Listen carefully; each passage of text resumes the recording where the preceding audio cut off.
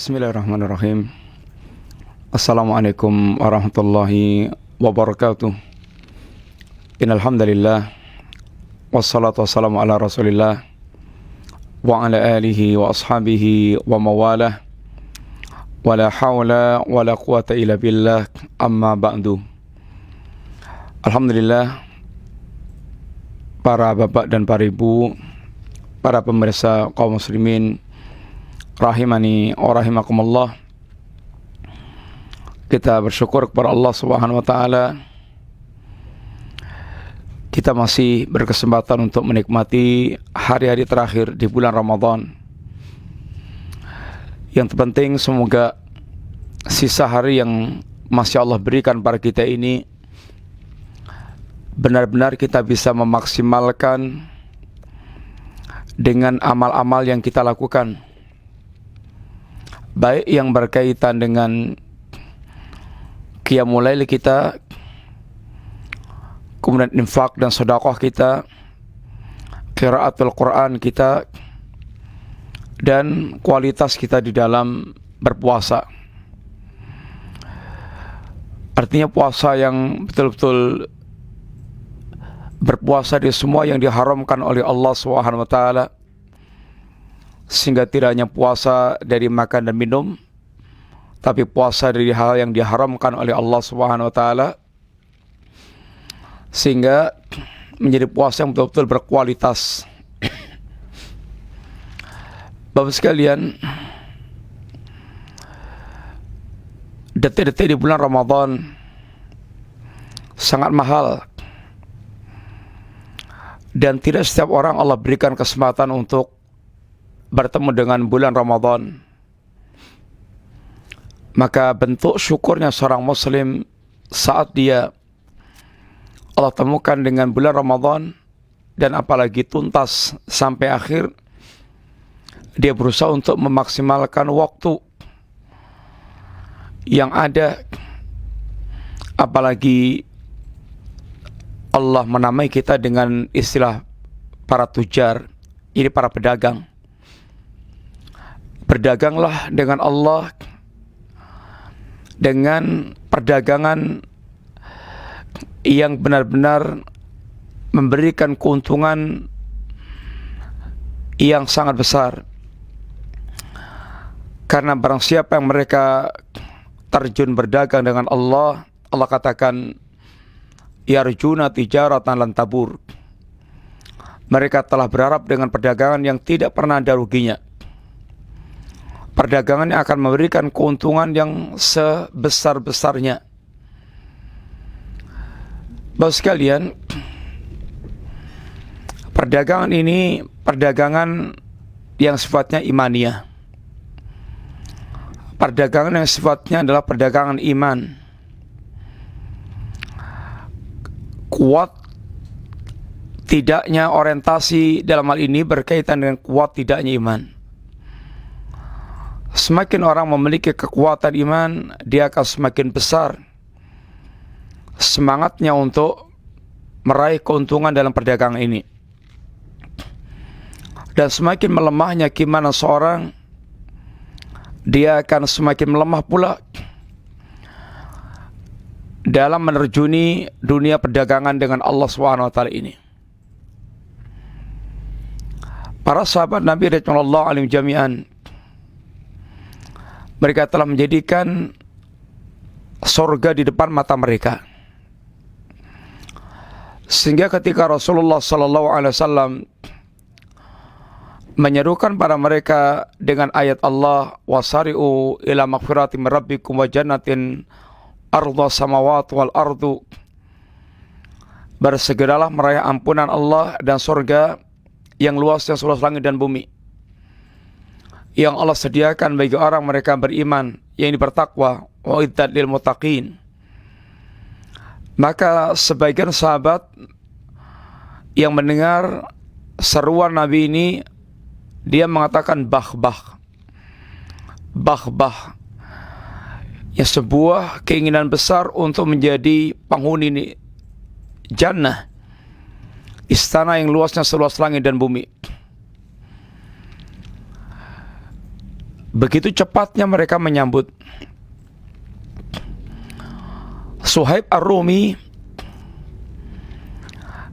dia telah berdagang dengan Allah SWT saat perjalanan hijrahnya ke Madinah. Dihadang oleh orang-orang Quraisy. Kata mereka, wahai Suhaib, Anda dulu masuk sini dalam keadaan kiri, lalu Anda akan bawa keluar harta Anda, kami enggak ridha. Kata Suhaib, wahai segenap Quraisy, kalian tahu saya adalah pemanah. Siapkan diri Anda menghadapi panah-panah ini, sehingga siap mereka untuk tinggal namanya. Kata Suhaib, akan tapi kalau kalian mau, akan aku lepaskan seluruh harta yang aku miliki. Bahkan aku tunjukkan di mana simpanan hartaku. Semata-mata Suhaib ingin bisa melenggang ke Madinah, memenuhi seruan Allah untuk hijrah yang merupakan panggilan iman, walaupun harus dengan melepas seluruh harta yang dimilikinya. Tentu bagi orang mereka berpandangan materialis akan mengatakan bodoh. Dia tinggalkan semua hartanya hanya untuk dia ke tempat yang tidak jelas nasibnya. Karena ke Madinah, nggak tahu dia akan bertempat di mana, tinggal di mana, berbekal apa di sana nanti, bagaimana kehidupan hari-hariannya. Tapi dia yakin ini adalah perintah Allah dan Allah yang akan mencukupinya. Bertawakalnya seorang mukmin, wa may yatawakkal 'ala Allah fa huwa hasbuh. Orang siapa yang dia bertawakal kepada Allah, Allah akan mencukupinya. Utsman bin Affan, dia telah berdagang dengan Allah SWT.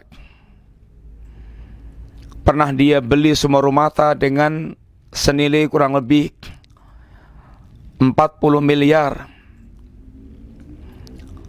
40 miliar. 20.000 dinar. Satu dinar kira-kira 2 juta. 2 juta kali 20.000, kira-kira 40 miliar. Utsman bin Affan pernah membiayai perang Tabuk. Sepertiga biaya perang Tabuk ditanggung oleh Utsman. Dan Utsman pernah menjual seluruh barang dagangannya di atas 1.000 onta. Barang dagangan di atas 1.000 onta yang baru datang dari negeri seberang, semua digratiskan untuk kaum muslimin. Yaitu berdagang dengan Allah SWT, mengharapkan keuntungan yang tidak ada batasnya dalam memberikan keuntungan. Yang Allah ketika membeli barang dagangan kita, Allah akan lipatkan keuntungannya 10 kali lipat, ila 700 dhifin, sampai 700 kali lipat, ila ad'afin katsira, sampai lipatan yang tidak terhingga. Sehingga mereka ini semuanya telah berdagang dengan Allah SWT. Sehingga Nabi pun katakan, Rabihal bai'u ya Bayahya, telah beruntung perdagangan engkau wahai Abu Yahya, wahai Suhaib. Perdagangan apa? Perdagangan dengan Allah SWT.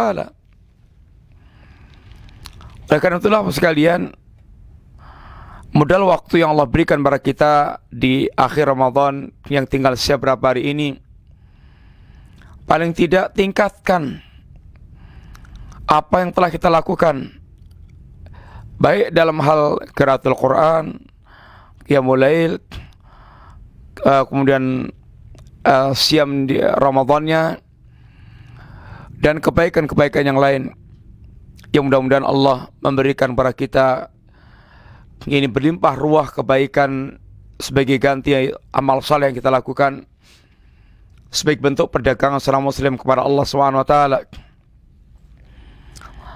Sekalian insyaallah kita lanjutkan kembali apa yang kita bahas pada pembahasan atau mengambil faedah dari kitab Situ Durar, dan kita sedang pada pembahasan al-aslu tsalits, yaitu ittiba'ul kitab wa sunnah ala fahmi salafis salih, mengikuti Alkitab dan sunnah dengan pemahaman as-salafus salih. Prinsip yang pertama, beliau mengajarkan kepada kita prinsip tauhid. Ini adalah prinsip yang paling pokok. Ini pilar agama seorang muslim dan ciri khas Ahlussunnah wal Jamaah, memiliki perhatian yang besar dengan akidah tauhid, sebagaimana semua para nabi dan para rasul, semuanya mereka benar-benar memiliki perhatian besar dan merupakan perkara yang sangat fondamen yang pertama dan utama diperhatikan, yaitu mengajak manusia kepada tauhid. Barang siapa yang mereka tidak punya perhatian kepada tauhid, maka dia telah menyelisih jalannya para Nabiullah alaihissalam. Dan menyelisih jalannya para Nabiullah alaihissalam adalah kesesatan. Dan tentu tauhid yang dimaksudkan adalah tauhid seperti yang diajarkan oleh Al-Quran dan As-Sunnah, bukan tauhidnya para penyimpang, bukan tauhidnya Jahmiyah, bukan tauhidnya Mu'tazilah, bukan tauhidnya Sufiyah, tapi tauhidnya yang diajarkan oleh para Nabiullah alaihissalam, di mana keyakinan yang utuh tentang Allah Subhanahu wa taala,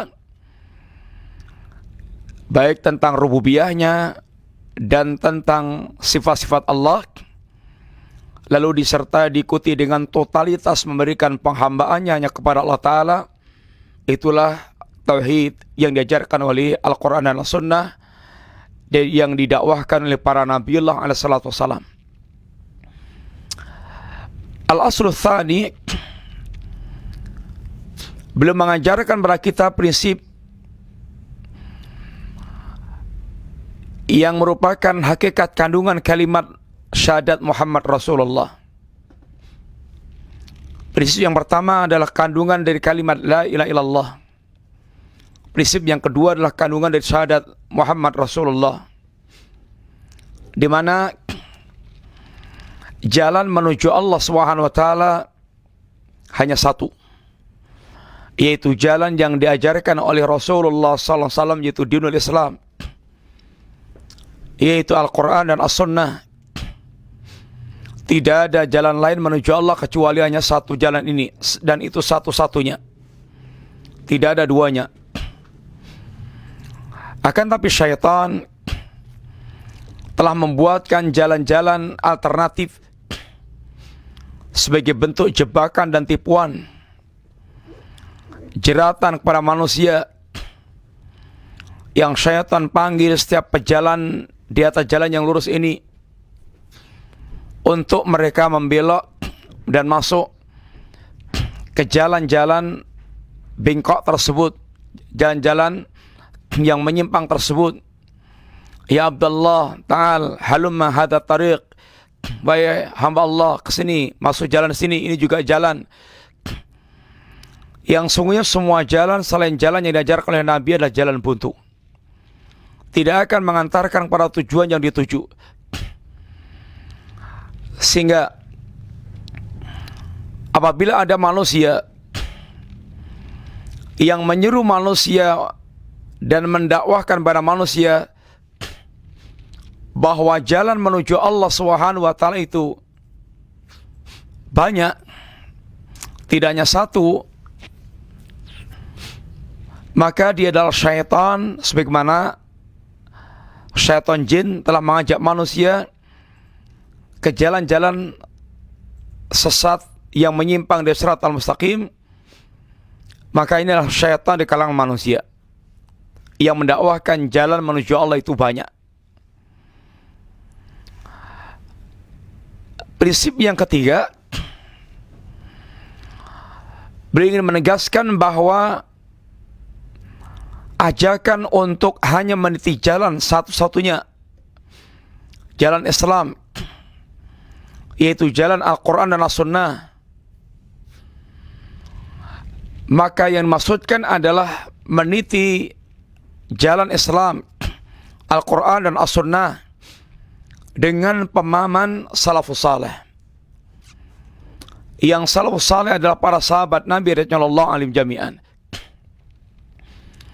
yang mereka generasi terbaik secara mutlak dengan pujian Allah dan pujian Rasulnya sallallahu alaihi wasallam. Allah yang menyaksikan tentang kebaikan para sahabat Nabi radhiyallahu anhum jami'an,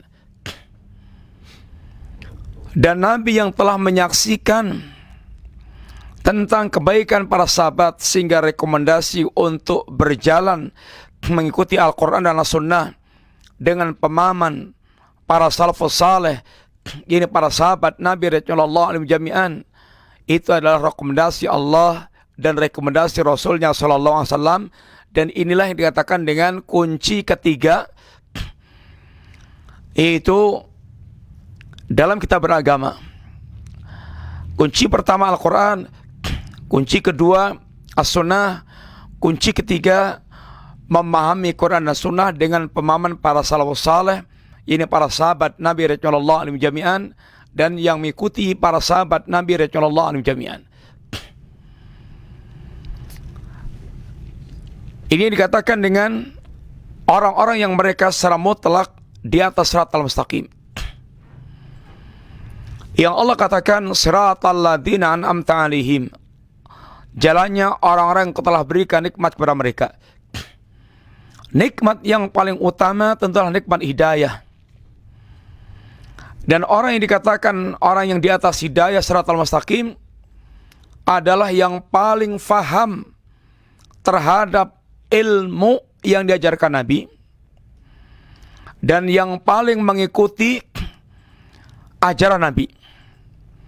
Dan tentu tidak diragukan lagi bahwa para sahabat Nabi radhiyallahu anhum jami'an adalah yang paling faham tentang agama Allah, karena langsung dibimbing Rasulullah SAW, dan yang paling tepat dalam mengamalkan ajaran agama ini, sehingga ketika mereka paling faham tentang agama dan paling tepat dalam mengikuti agama, mereka yang paling dikatakan paling lurus dalam meniti Shiratal Mustaqim, yang paling berhak menyandang gelar orang-orang yang mereka diberikan nikmat oleh Allah Ta'ala, orang-orang yang mereka di atas Shiratal Mustaqim, dan mereka yang paling layak untuk diikuti secara mutlak. Sehingga Allah Subhanahu wa taala dan Rasulnya sallallahu alaihi wasallam mengancam orang-orang yang mereka tidak mengikuti jalannya para sahabat Nabi radhiyallahu anhum jami'an. Wa may yushaqiqir rasula min ba'di ma tabayyana lahul huda wa yattabi' ghaira sabilil mu'minin nuwallihi ma tawalla wa nuslihi jahannam wa sa'at masira. Barang siapa yang mereka mendurhakai Rasul setelah jelas baginya petunjuk, dan mereka menyelisihi atau dan tidak mengikuti jalannya kaum mukminin, mendurhakai Rasul dan tidak mengikuti jalannya kaum mukminin, apa yang akan Allah lakukan? Nuwallihi ma tawalla wa nuslihi jahannam wa sa'at masira. Akan kami palingkan kemana mereka berpaling, dan akan kami lemparkan mereka ke jahanam, dan itu adalah sejelek-jelek gini tempat kembali.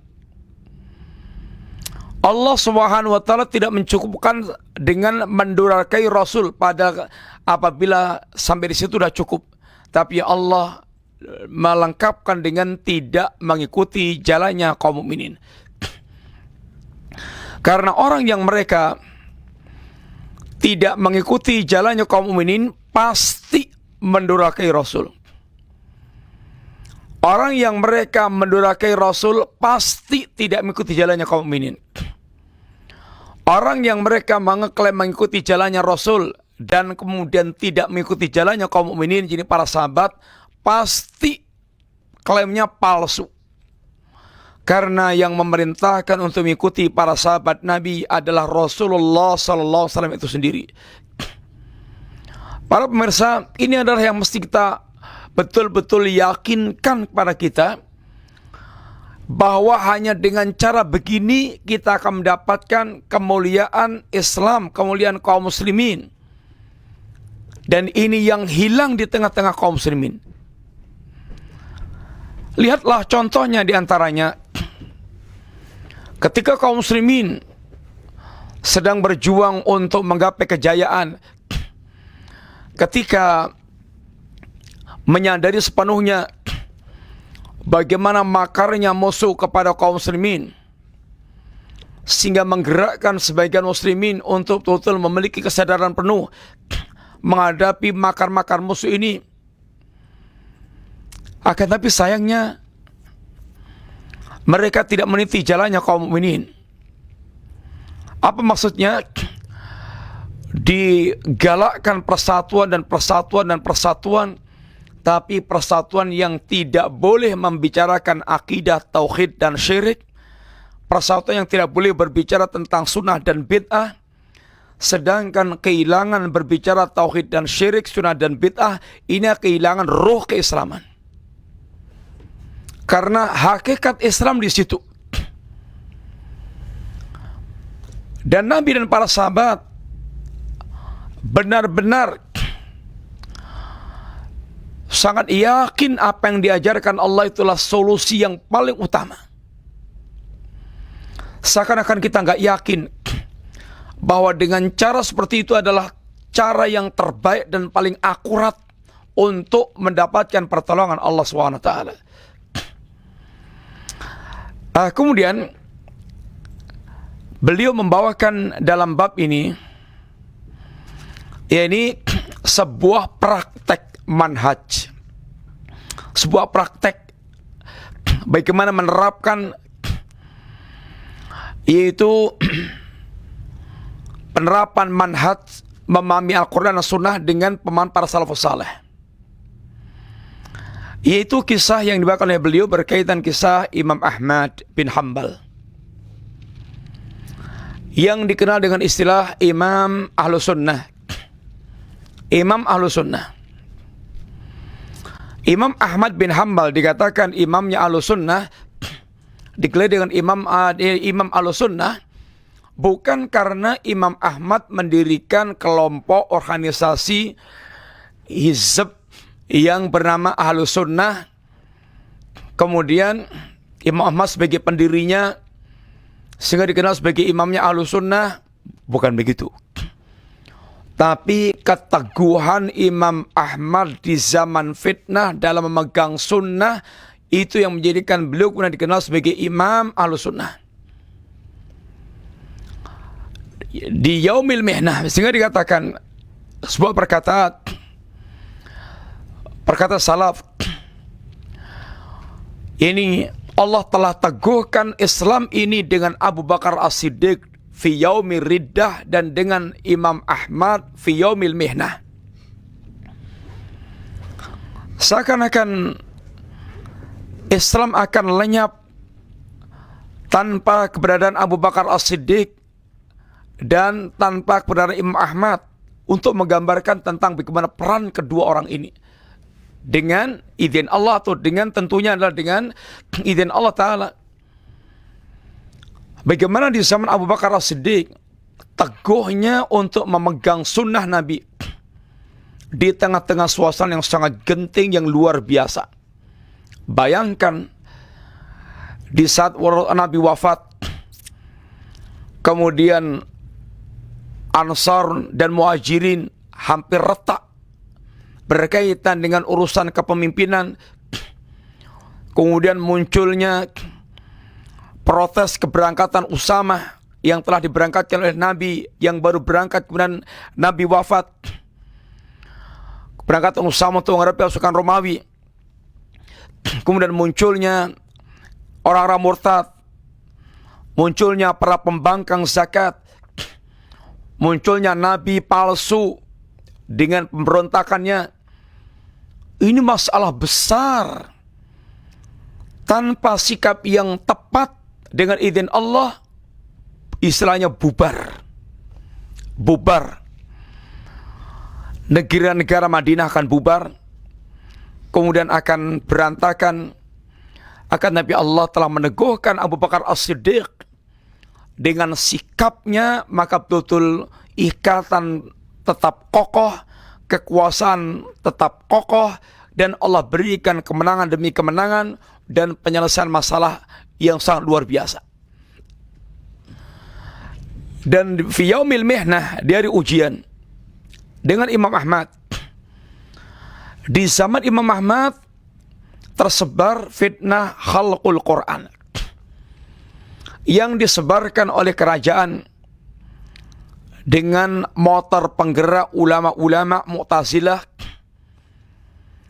yang menguji para ulama-ulama yang tidak mau berkeyakinan Quran makhluk akan ditangkap, dipenjara, disiksa. Di antaranya adalah Imam Ahmad bin Hanbal. Dan Allah berikan keteguhan yang sangat luar biasa Imam Ahmad. Dan Imam Ahmad di penjara itu bukan sekedar sehari dua hari, sebulan dua bulan, tapi 3 generasi penguasa. Bayangkan. Sehingga keteguhan beliau adalah keteguhan yang telah teruji dengan waktu yang sangat penuh dengan penderitaan. Kisah Imam Ahmad adalah di antara kisah bagaimana penerapan manhaj salafus saleh, penerapan yaitu berpegang teguh dengan salafus saleh. Al-Ajuri rahimahullah ta'ala beliau membawakan kisah bahwa di zaman Al-Wathiq Imam Ahmad dipanggil untuk kemudian dipertemukan dengan Ahmad bin Abi Duat,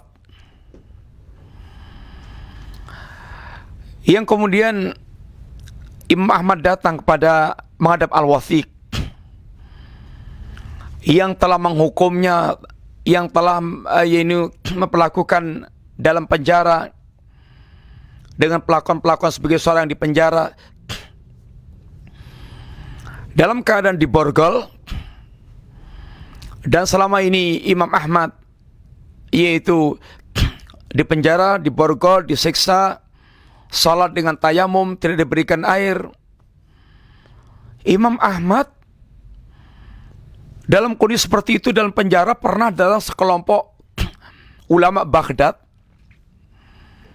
yang konsultasi kepada Imam Ahmad yang telah merasa muak dengan perlakuan penguasa karena sudah menyangkut masalah akidah, pengennya mereka memberontak. Kata Imam Ahmad, jangan pecahkan tongkatnya kaum muslimin. Inilah nasihat seorang ulama. Seandainya Imam Ahmad merestuinya, bisa menggerakkan jutaan manusia boleh jadi. Tapi darah muslimin menjadi taruhannya. Darah muslim akan menjadi taruhannya. Kemudian Imam Ahmad beliau datang dengan menyalami Al-Wathiq, mengucapkan salam. Ini menunjukkan bahwa Imam Ahmad masih menganggap ini Amirul Mukminin, menganggap penguasa adalah muslim walaupun berkeyakinan, berakidah Quran makhluk. Padahal Imam Ahmad punya keyakinan, punya pendapat bahwasanya barang siapa mengatakan Quran makhluk dia kafir. Tapi beliau tidak mengkafirkan Al-Wathiq. Sehingga dalam hal ini berbeda antara takfir mutlak dengan takfir muayyan. Takfir mutlak itu barang siapa berkeyakinan dengan keyakinan begini maka dia kafir. Ini takfir mutlak tanpa menunjuk orang. Takfir ta'yin itu ketika dihadapkan dengan person. Kamu kafir. Tidak setiap orang yang berkeyakinan, berucapan, beramalan sesuatu yang menjadikan dia keluar dari Islam, dia otomatis langsung kafir. Keluar dari Islam, tidak, berbeda. Karena untuk pengkafiran secara ta'yin ini ada syurut dan ada mawani. Ada persyaratan-persyaratannya dan ada yaitu penghalang-penghalangnya. Ada syarat-syarat yang perlu untuk penuhi dan ada penghalangnya. Imam Ahmad tidak mengkafirkan al-wathiq yang berkeyakinan karena makhluk, bahkan memanggilnya dengan Amirul Mukminin. Maka ketika dia mengucapkan salam dan tidak dijawab oleh Amirul Mukminin, tidak dijawab oleh al-wathiq, kata Imam Ahmad, ya Amirul Mukminin, wa Amirul Mukminin, masta'malta ma'i adaballah ta'ala. Wa Amirul Mukminin, engkau tidak beradab denganku dengan adab Allah Ta'ala. Wala adab Rasulullah SAW, dan tidak beradab dengan adabnya Rasulullah. Yang Allah Subhanahu wa Ta'ala berfirman, wa idza huyitum bi tahiyatin fahayyu bi ahsana minha aw rudduha. Jika kalian diberikan penghormatan dengan sebuah penghormatan, ini salam, maka balaslah dengan yang lebih baik atau yang semisal. Wa amara Nabi SAW biraddis salam, dan Nabi kita pun memerintahkan untuk menjawab salam. Baru kemudian al-wathiq, yaitu mengucapkan wa'alaikas salam, itu menjawab salamnya, yaitu Imam Ahmad bin Hanbal. Kemudian kata al-wathiq kepada Ibn Abi Duat. Ibn Abi Duat adalah ulama Mu'tazilah kerajaan. Dan ulama Ahlul Bid'ah rata-rata kalau berada di sekeliling penguasa itu menjadi penjilat dan penjelomprong. Penjilat dan penjelomprong. Penjelomprong itu apa namanya itu? Jelomprong-jelomprongkan, yaitu membuat ini orang malah tambah terperosok, celaka, dibiarkan celaka, dijelomprongkan, tidak diingatkan. Kalau ulama Ahlussunnah itu bersama penguasa, dia menasihati dan tidak menjilat. Paling zuhud dengan kekuasaannya, paling tidak butuh dengan kekuasaannya, tapi menasihati penguasa. Itu ulama Ahlussunnah.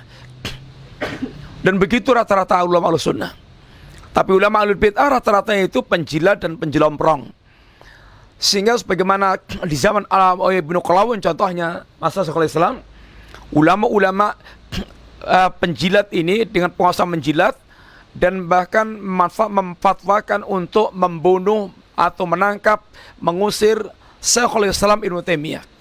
Begitu kelakuan ulama-ulama penjilat Ahlul Bid'ah dari zaman ke zaman sampai zaman kita sekarang ini. Ulama model kayak ginian itu kalau dengan penguasa menghadapi lawan-lawannya itu agar menangkap, agar membunuh, agar mengusir dengan segala sarannya. Ini adalah ulama penjilat dan menjilat penguasa untuk mendapatkan harta dan kekuasaannya itu. Dan tidak menasihati penguasa. Syiriknya enggak dinasihati, kufurnya enggak dinasihati, nifaknya enggak dinasihati, kerusakannya enggak dinasihati, menjilat untuk mendapatkan harta dan kekuasaannya, dan kemudian bagaimana penguasa dijadikan sebagai bumper untuk menghancurkan ahlul haq. Ini ulama Ahlul Bid'ah sepanjang zaman begitu sampai sekarang. Tapi beda dengan ulama Ahlussunnah. Syekhul Islam ketika ulama penjilat tadi itu bersama Ibnu Qalawun, satu saat Ibnu Qalawun kemudian dijungkir, dilengserkan oleh Jasingkir.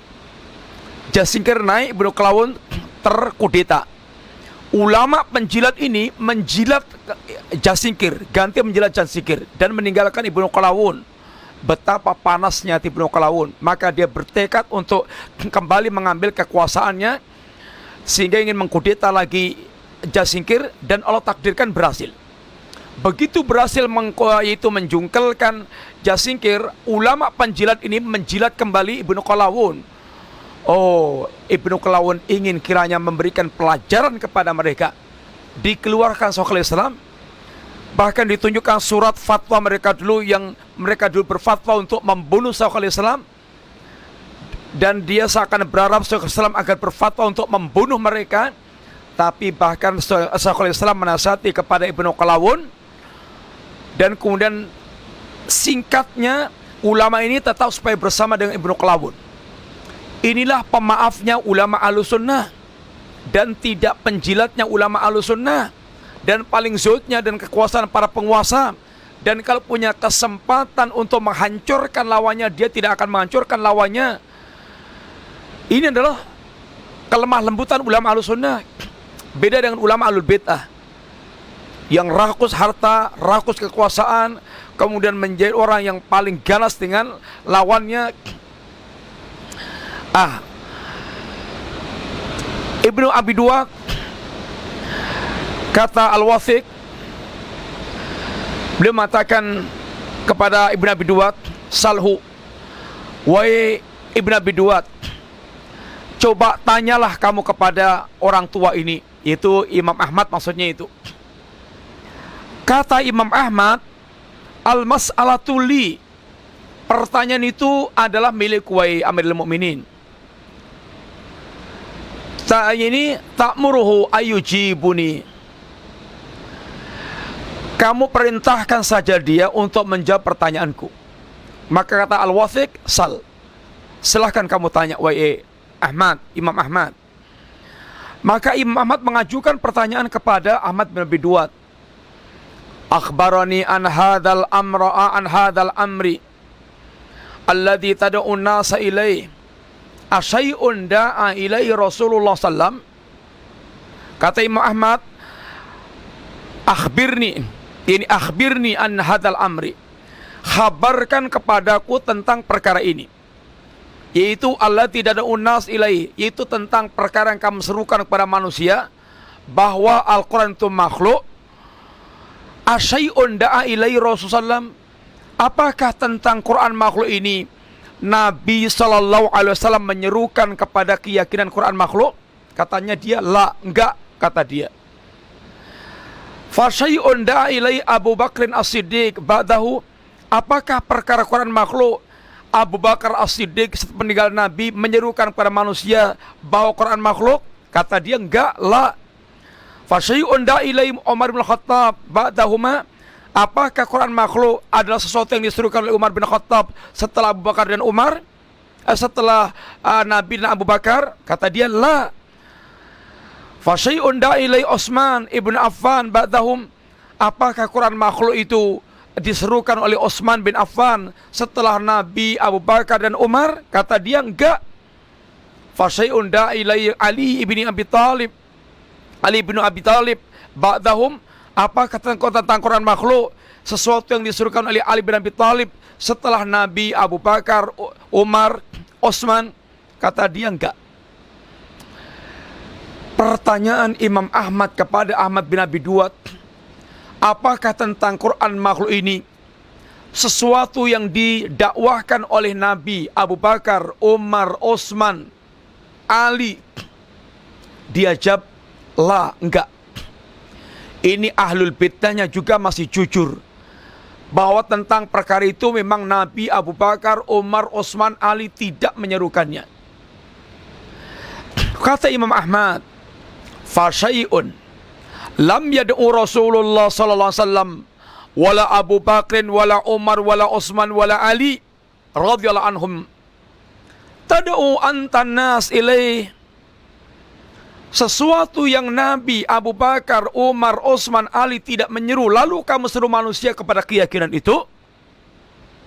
Laisa yakhlu an taqul, maka berikutnya tinggal perkataan Anda, alimuhu au jahiluhu. Kata Imam Ahmad, keyakinan kamu Nabi, Abu Bakar, Umar, Osman, Ali, mereka ini tahu nggak bahwa Quran itu makhluk, atau mereka nggak tahu? Mereka tahu atau mereka tidak tahu? Tentu jawabannya tinggal tahu atau enggak.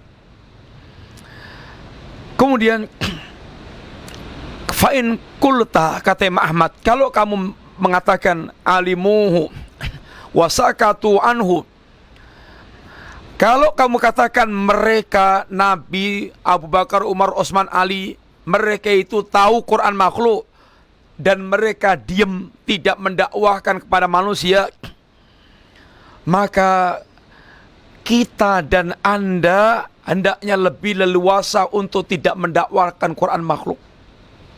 Kita lebih patut untuk tidak mendakwahkan Quran makhluk, untuk diam dari perkara ini. Fa'in kulta, kalau kamu mengatakan jahiluhu walimtu ana, oh mereka nggak tahu, Nabi, Abu Bakar, Umar, Osman, Ali itu nggak tahu kalau Quran makhluk, sedangkan aku tahu. Kalau itu jawabannya, kata Imam Ahmad, fayaluka ibnu luka,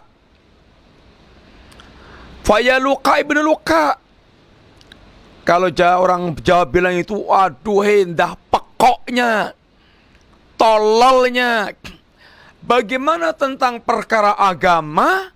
Nabi, Abu Bakar, Umar, Osman, Ali nggak tahu, kamu tahu. Oh, alangkah dungunya orang seperti ini, tololnya orang seperti ini, pekoknya orang seperti ini. Masya Allah. Kata Muhtadi, anaknya Al-Wathiq, aku lihat bapak itu langsung meloncat ke kamar sambil ngiki, menutupi wajahnya dengan bajunya sambil ngiki. Maka bapaknya pun terngiang-ngiang dengan perkataan Imam Ahmad. Nabi, Abu Bakar, Umar, Osman, Ali, mereka nggak tahu, lalu kamu tahu, maka luka ibn luka. Semenjak saat itu maka jatuhlah ini Ahmad bin Abi Duad di mata Al-Wathiq, dan Imam Ahmad kemudian dibebaskan. Dan semenjak itulah ini mulai rujuk kembali kepada pemahaman Ahlussunnah wal Jamaah. Lihat, yang terpenting kita lihat di sini adalah bagaimana cara Imam Ahmad berdalil dalam perkara agama dengan salafus saleh, Abu Bakar, Umar, Osman, Ali.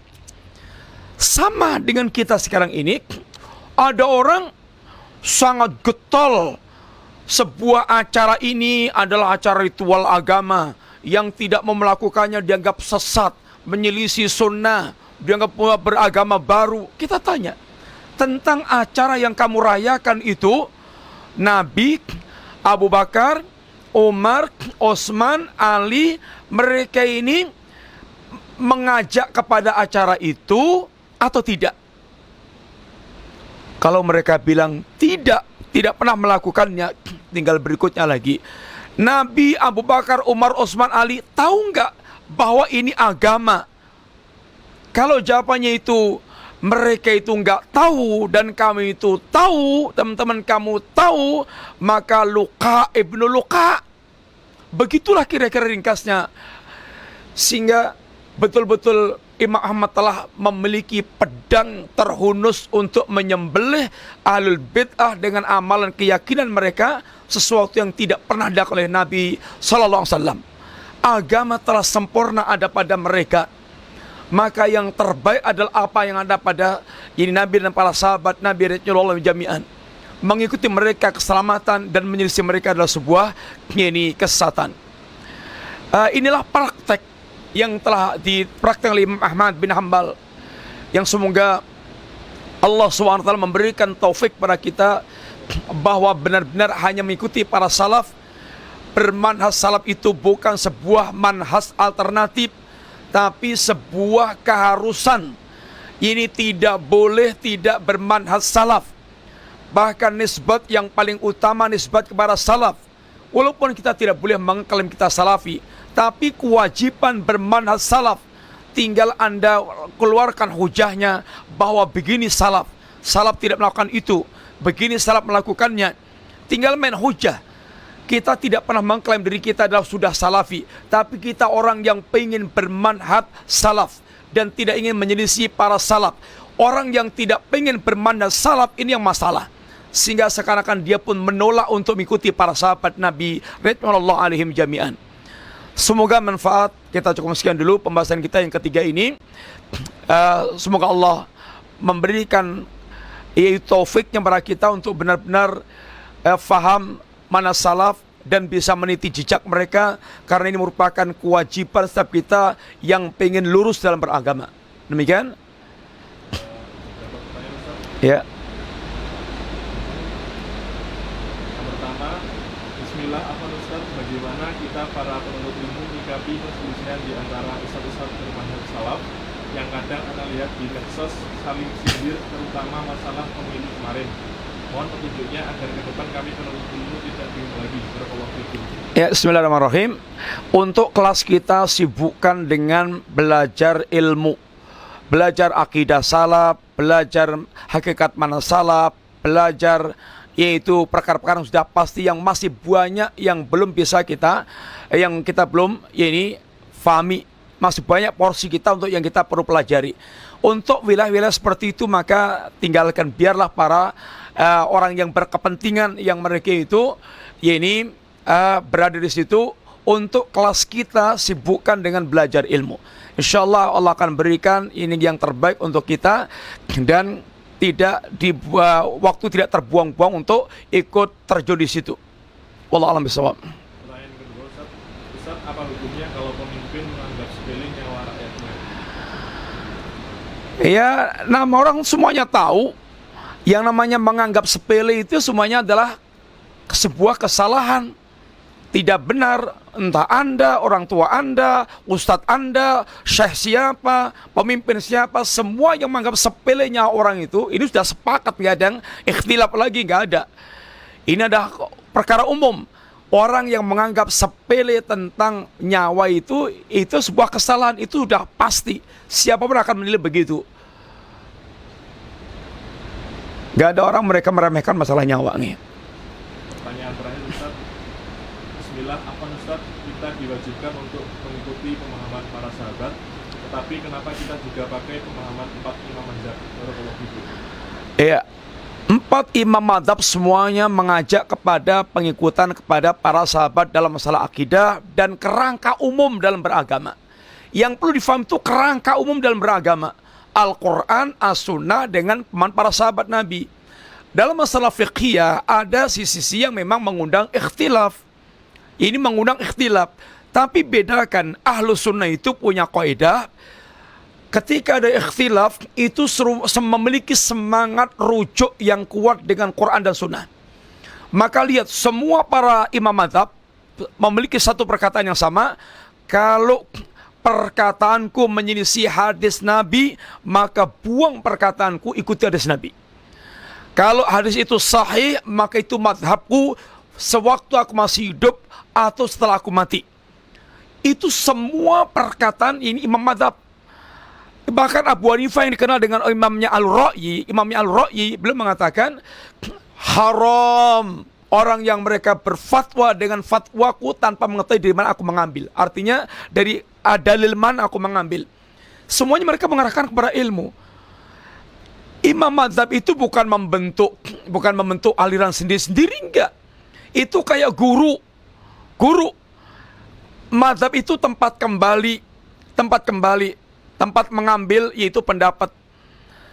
Karena guru, murid-muridnya seringkali ngambil pendapat gurunya, tapi para guru punya prinsip yang sama. Kesalahan itu pada orang mereka fanatik dan kemudian bahkan yaitu bersikap hizbiyah dengan mazhab yang ada. Ini yang musibah itu orang seperti ini. Para imam mazhab semuanya telah dijelaskan para ulama punya sikap yang jelas dalam beragama. Yang salah besar itu orang mereka mengajak untuk fanatikus mazhab, sehingga mazhab itu kayak nabi. Kalau bermadzhab Syafi'i maka totalitas harus bermadzhab Syafi'i. Nggak boleh dia mengambil dari Maliki, Hanafi, kemudian Hambali. Ini seakan-akan akan mengangkat Syafi'i sebagai nabi, sehingga kebenaran mutlak di situ. Nggak bisa. Ini nggak diajarkan oleh para salaf kita, nggak begitu. Dan mazhab itu bukannya 4 aja, itu yang terkenal saja. Mazhab banyak, yang besar itu 4 ini. Ada mazhab Imam Sufyan Ats-Tsauri dan mazhab yang lainnya. Hanya yang besar ini. Sehingga yang penting itu prinsip dalam beragama itu. Kesalahan itu ada pada orang mereka mengikutinya itu, yang kemudian menimbulkan fanatiskus mazhab. Wallahu a'lam bishawab. Demikian, mudah-mudahan manfaat. Wassalamualaikum warahmatullahi wabarakatuh.